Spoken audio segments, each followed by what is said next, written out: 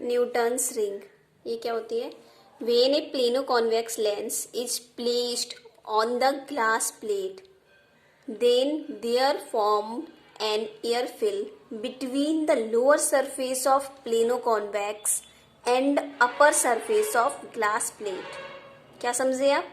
When a plano-convex lens is placed on the glass plate, जब एक plano-convex lens is placed रख दिया जाता है on the glass plate, glass plate कांच की प्लेट पर जब एक प्लेनो कॉन्वेक्स लेंस रख दिया जाता है देन तब there formed an air film तब वहां पर एक एयर फिल्म बनती है between the lower surface of plano convex and upper surface of glass plate. Between किस किस के बीच बनती है जो एयर फिल्म बनती है?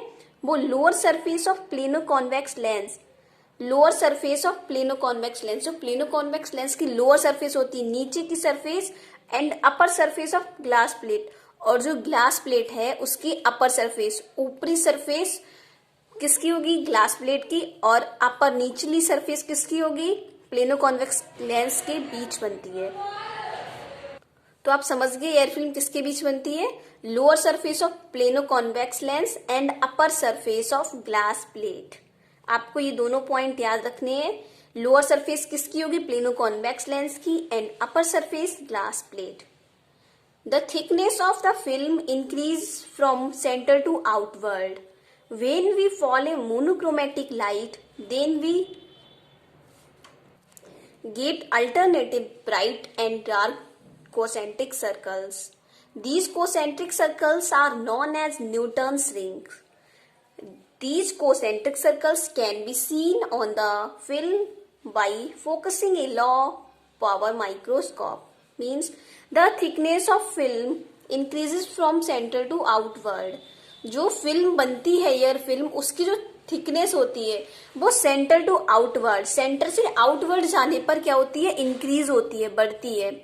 When we fall a monochromatic light, and जो फिल्म है उस पर जब हम एक मोनोक्रोमेटिक लाइट डालते हैं then we get alternative bright and dark concentric circles. जो ब्राइट और डार्क कोसेंट्रिक सर्कल्स मिलते हैं जो क्या होते हैं? एकांतर होते हैं, और कोसेंट्रिक मीन्स छोटे छोटे सर्कल्स मिलते हैं। These concentric circles are known as Newton's ring. These concentric circles, जो कोसेंट्रिक सर्कल्स मिलते हैं हमें, छोटे छोटे सर्कल्स मिलते हैं, वो क्या कहलाते हैं? Newton's rings. उन्हें ही हम न्यूटन्स रिंग्स कहते हैं। तो समझ गए कि न्यूटन्स रिंग क्या होती है? जो कोसेंट्रिक सर्कल्स बनते हैं उन्हीं को हम क्या बोलते हैं? न्यूटन्स रिंग्स बोलते हैं। और ये कोसेंट्रिक सर्कल्स कब बनते हैं? जब मोनोक्रोमेटिक लाइट को डाला जाता है तब हमें कोसेंट्रिक सर्कल्स मिलते हैं। These concentric circles are can be seen on a film by focusing a low pressure microscope. These concentric circles, जो ये concentric circles है ये देखे जा सकते हैं by ये फिल्म, एक फिल्म की द्वारा by focusing a low power microscope, एक लो पावर का माइक्रोस्कोप को फोकस करने पर जो ये concentric circles है इनको देखा जा सकता है। तो ये तो था न्यूटन्स रिंग का इंट्रोडक्शन। ये न्यूटन्स रिंग क्या होती है, कैसे बनती है, तो आप समझ गए होंगे कि न्यूटन्स रिंग कब बनती है। Formation of Newton's rings. Newton's rings are formed by the interference caused by optical wave refracted by upper and lower surface of film. जो न्यूटन्स रिंग्स होती है वो किसके कारण बनती है? इंटरफेरेंस के कारण बनती है।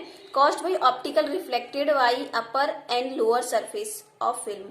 जो क्या होता है कि अपर और लोअर सरफेस से क्या होती है, जो फिल्म होती है वो रिफ्लेक्टेड होती है, इसके कारण इंटरफेरेंस फ्रिंजेस बनती है। तो ये है इसका डायग्राम। इसमें आप देख रहे होंगे ये एक क्या है? ग्लास प्लेट है, एंड ये एक प्लेनो कॉन्वेक्स लेंस है। तो जो एयर फिल्म बनती है वो कब बनती है? जब मोनोक्रोमेटिक लाइट यहाँ पे डाली जाती है। तो ये यहाँ पे मोनोक्रोमेटिक लाइट डाली जा रही है AB, ये AB मोनोक्रोमेटिक लाइट यहाँ पे डाली गई है जो इस प्लेट से टकराकर वापस प्लेनो कॉन्वेक्स लेंस पे यहाँ पे रिफ्रैक्टेड हो रही है, एंड ये एक रे 1 निकल रही है और ये वापस आकर यहाँ से क्या हो रहा है कि रे 2 भी निकल रही है। तो यहाँ से टू रे निकलती है, रे 1 एंड रे 2। और ये क्या हो रहा है यहाँ पे एन पे ये फोकस होती है। और एयर फिल्म कब बनती है? Air film between the lower surface of convex lens and upper surface of plano glass plate. जो अपर सरफेस है ग्लास प्लेट की, upper surface and convex lens की लोअर सरफेस के बीच क्या बनती है? एयर फिल्म बनती है। तो ये यहाँ पर एयर फिल्म बन रही है। तो ये है इसका diagram. In figure a ray A B incident on film through lens. जो फिगर में आपने देखा कि ए बी एक लाइट आ रही है मोनोक्रोमेटिक, जो किस पर गिरती है? फिल्म पर, थ्रो लेंस, लेंस के थ्रो फिल्म पर गिरती है। Refracting by upper surface it's create रे वन। जो लाइट अगर अपर सरफेस इट्स क्रिएट रे वन, जो अपर सरफेस पर लाइट गिरती है तो क्या, तो कौन सी रे बनती है? क्रिएट्स रे वन। रे वन क्रिएट्स होती है। And by lower surface it creates रे टू। और लोअर सरफेस पर जब ये लाइट इंसिडेंट होती है तो कौन सी रे बनती है? रे टू बनती है। तो समझ गए आप कि जो लाइट रिफ्लेक्ट होती है अगर अपर सरफेस पर रिएक्ट होगी तो रे वन बनेगी, एंड लोअर सरफेस पर ये रिफ्लेक्टिव होगी लाइट तो क्या? रे टू बनेगी। The ray one and two both are coherent. जो रे वन एंड टू है वो क्या है? कोरेंट है। Because both are produce by same ray. क्योंकि जो दोनों रे है वो एक ही रे से प्रोड्यूस हुई है, उत्पन्न हुई है, इसलिए दोनों रे क्या होंगी? कोरेंट होंगी। जो रे वन है एंड रे टू क्या है? कोरेंट है। Since circular rings are seen in reflected light. Since जो सर्कुलर रिंग्स है are seen in reflected light, reflected light में सीन होगी। Therefore path difference between ray one and ray two. Then जो ray one और रे two का path difference होगा वो क्या होगा? Delta P is equal to mu T cos R plus lambda by two. ये क्या है? म्यू। तो इसका पाथ डिफरेंस क्या होगा? Ray one and ray two का two mu T cos R plus lambda by two. तो ये क्या होगा? इसका पार्ट डिफरेंस होगा। तो आप समझ गए जी पार्ट डिफरेंस किसका है? Ray one and ray two का। Where mu is refractive index of film. Where जो म्यू है वो क्या है? फिल्म का रिफ्रैक्टिव इंडेक्स है। And T is the thickness, और टी क्या है? इसकी थिकनेस है। एंड आर क्या है? Incident angle of lower surface. और आर क्या है? जो इंसिडेंट एंगल है लोअर सरफेस का इंसिडेंट एंगल है। तो यहाँ पे आप समझ गए म्यू रिफ्रैक्टिव इंडेक्स है फिल्म का, और टी थिकनेस है जो कि किसकी है? फिल्म की थिकनेस है। And R incident angle of lower surface. अब देखेंगे इसकी कंडीशंस फॉर मैक्सिमम इंटेंसिटी और मिनिमम इंटेंसिटी। तो फॉर मैक्सिमम इंटेंसिटी के लिए आपको पता होगा जो डेल्टा पी होता है वो क्या होता है? N lambda.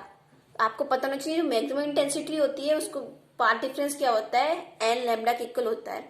Then from equation one, जो इक्वेशन वन क्या है? यहाँ पे दोनों फिल्म जो दोनों रे है उनके बीच का पार्ट डिफरेंस, R1 और R2 के बीच का पार्ट डिफरेंस क्या था? यहाँ पे उसको इक्वेशन बनवाना था। वो क्या था इस इक्वेशन? देखिए ये है delta P is equal to mu T cos R plus lambda by two. इसको क्या माना था? Equation one. तो यहाँ पे क्या करेंगे? फॉर मैक्सिमम इंटेंसिटी के लिए क्या करेंगे? डेल्टा पी की वैल्यू है वो यहाँ पे पुट करेंगे एंड इसको सॉल्व करके टी की वैल्यू निकालेंगे, क्योंकि हमें क्या फाइंड करना है? यहाँ पे थिकनेस फाइंड करनी है न्यूटन रिंग की। तो करते हैं। देखिए तो फिर क्या करेंगे? From equation one N lambda is equal to mu T cos R plus lambda by two. यहाँ पे क्या किया? जो इक्वेशन वन में delta P is equal N lambda रख दिया है। We know for air film, जो एयर होता है वायु के लिए, जो रिफ्रैक्टिव इंडेक्स म्यू होता है वो क्या होता है? वन के इक्वल होता है। देन यहाँ पे क्या रखेंगे? वन रखेंगे तो क्या आ जाएगा? N lambda is equal to T cos R plus lambda by two. क्योंकि जो म्यू की जगह पे वन रख दिया तो म्यू की वैल्यू वन होगी तो क्या बचेगा? Two T cos R plus lambda by two. चूंकि जो आर होता है यहाँ पे आर क्या है? एंगल है। फॉर ये किसके लिए? नॉर्मल इंसिडेंट के लिए एंगल है। तो जो नॉर्मल इंसिडेंट के लिए एंगल होता है वो क्या होता है? जीरो के इक्वल होता है। तो यहाँ पे जो आर है यहाँ पे कॉस आर इज इक्वल क्या रखेंगे? जीरो रखेंगे। चूंकि फॉर नॉर्मल इंसिडेंट के लिए क्या रखते हैं? आर इज इक्वल जीरो रखते हैं। तो रखते हैं यहाँ पे क्या होगा? N lambda is equal to T cos zero plus lambda by two. यहाँ पे जीरो की वैल्यू रख दी है। आर कॉस आर था, यहाँ पे कॉस जीरो हो गया। चूंकि कॉस जीरो की वैल्यू क्या होती है? वन होती है।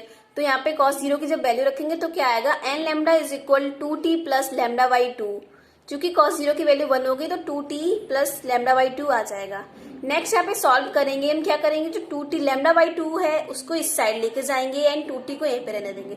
तो 2t को पहले लिख लिया है, 2t is equal lambda by n lambda minus lambda by 2। चूंकि जो लैम्डा बाई 2 है वो यहाँ पे पॉजिटिव था तो दूसरी साइड जाने पर साइन चेंज हो जाते हैं, तो क्या हो जाएगा माइनस का लैम्डा बाई 2 यहाँ पे हो गया है। अब क्या करेंगे, यहाँ से आपको दिख रहा होगा लैम्डा कॉमन आ रहा है, तो यहाँ से क्या कॉमन करेंगे, लैम्डा बाई 2 कॉमन करेंगे। 2t is equal lambda by 2 जब कॉमन किया है तो यहाँ पे केवल क्या था, n लैम्डा था, तो यहाँ पे 2 नहीं तो ऊपर क्या हो जाएगा 2 का मल्टीप्लाई हो जाएगा, क्या बचेगा 2n माइनस 1। यहाँ से क्या आ गया, लैम्डा कॉमन आ गया है और यहाँ पे लैम्डा बाई 2 कॉमन आ गया है। तो यहाँ पे आपको फाइनली क्या मिल जाएगा, t is equal lambda by 4 2n minus 1। जो 2 है इसको यहाँ पे पहुंचा दिया है तो क्या हो गया, लैम्डा बाई 4 2n माइनस 1। तो ये किसके लिए आ गई है, फॉर मैक्सिमा के लिए आ गया है थिकनेस। ये किसकी थिकनेस है, न्यूटन रिंग की जो थिकनेस है वो किसके लिए, फॉर मैक्सिमा कंडीशन के लिए, जो क्या होती है, t is equal lambda by 4 2n minus 1। अब मिनिमा के लिए देखते हैं, the condition for maximum intensity. Maximum intensity के लिए क्या होती है condition, delta P is equal 2n plus 1 lambda by 2। We know, यहाँ पे ये क्या है, हम जानते हैं जो मैक्सिमम इंटेंसिटी होती है उसके लिए जो पार्ट डिफरेंस होता है वो क्या होता है 2n plus 1 lambda by 2, where n is equal क्या है 0 टू इनफाइनाइट तक, 0 से 1 2 3 कुछ भी हो सकता है। तो आपको यहाँ पे पता होना चाहिए डेल्टा पी इज इक्वल क्या होता है 2n प्लस 1 लैम्डा बाई 2। ये किसके लिए होता है, फॉर मिनिमम इंटेंसिटी के लिए। देन फ्रॉम इक्वेशन 1, जो इक्वेशन 1 है उसमें क्या करेंगे, डेल्टा पी की जो वैल्यू रखेंगे हम यहाँ पे क्या होगी 2n plus 1 lambda by 2 is equal 2 mu T cos R plus lambda by 2। यहाँ पे क्या किया, जो डेल्टा पी था वहां पे वैल्यू रख दी है, देखिए यहाँ पे p इज इक्वल वैल्यू क्या रख दी है, जो मिनिमम इंटेंसिटी के लिए होती है 2n प्लस 1 लैम्डा बाई 2। तो यहाँ पे रख देंगे तो क्या आएगा 2n plus 1 lambda by 2 is equal 2 mu T cos R plus lambda by 2। For we know, यहाँ पे जानते हैं फॉर एयर फिल्म, जो एयर के लिए होता है रिफ्रैक्टिव इंडेक्स कितना होता है 1 होता है, एंड नॉर्मल इंसिडेंट के लिए जो आर एंगल होता है वो क्या होता है 0 के इक्वल होता है। देन यहाँ पे हम वैल्यूज पुट करेंगे, क्या होगी 2n, यहाँ पे क्या किया है जो लैम्डा बाई 2 की है वो अंदर मल्टीप्लाई करा देंगे तो क्या आ जाएगा 2n lambda upon 2 plus lambda upon 2 is equal 2 mu की वैल्यू कितनी रख दी है 1 इंटू टी कॉस 0, जो r की वैल्यू में क्या है 0 है, कॉस 0 प्लस लैम्डा बाई 2 जो क्या है r इज इक्वल 0 रखा है। तो यहाँ पे किसको सॉल्व करने में क्या आएगा, जो यहाँ से 2 से 2 कैंसिल हो जाएगा and lambda by 2 is equal में लैम्डा बाई 2। तो जब लैम्डा बाई 2 इस साइड आएगा तो ये नेगेटिव का हो जाएगा तो ये कैंसिल हो जाएगा, तो यहीं से कैंसिल कर देते हैं। लैम्डा अपॉन 2 इज कैंसिल हो गया अब लैम्डा अपॉन 2 से, तो क्या बचेगा n lambda is equal 2t into 1। चूंकि cos 0 इज इक्वल क्या होता है 1 होता है, तो क्या बचा cos 0 इज इक्वल 1 रखें तो क्या आएगा 2t इंटू 1। तो n लैम्डा इज इक्वल क्या हो जाएगा 2t। तो यहाँ से हमें क्या निकालना है, थिकनेस निकालनी, t निकालनी है। तो थिकनेस कितनी आ जाएगी हमारी, t is equal n lambda by 2, n lambda by 2 means n lambda upon 2। ये किसके लिए आई है, फॉर मैक्सिमम इंटेंसिटी। जब मैक्सिमम इंटेंसिटी होगी तो थिकनेस कितनी आती है न्यूटन रिंग की, n लैम्डा अपॉन 2। तो आपको ये नोट कर लेनी है कि जब मैक्सिमम इंटेंसिटी होगी तो थिकनेस कितनी आएगी n लैम्डा अपॉन 2, एंड जब मिनिमम इंटेंसिटी होगी तो थिकनेस कितनी आएगी, तो कितनी आएगी t is equal lambda by 4 bracket 2n minus 1। ये किसके लिए आएगी, मैक्सिमम इंटेंसिटी के लिए, एंड मिनिमम के लिए कितनी आती है t is equal n lambda upon 2। तो ये तो हो गई मैक्सिमम एंड मिनिमम इंटेंसिटी के लिए इसकी थिकनेस एंड न्यूटन रिंग।